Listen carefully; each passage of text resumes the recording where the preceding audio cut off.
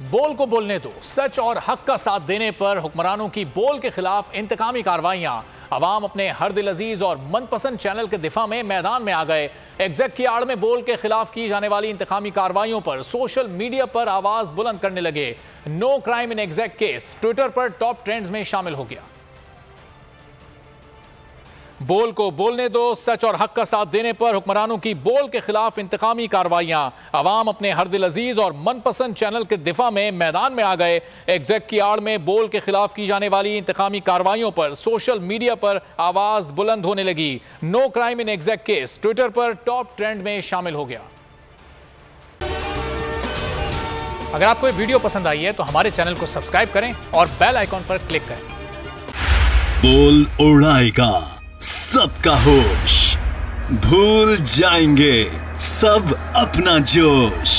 देखिए पाकिस्तान की सबसे बड़ी PSL ट्रांसमिशन सकलैन मुश्ताक, रमीज राजा, सुहेब अलवी, जमील फारूकी और फहीम खान के साथ खेल का जुनून रोजाना रात 11 बजे सिर्फ बोल न्यूज पर। सब्सक्राइब करें और बेल दबाएं ताकि कोई खबर रह न जाए।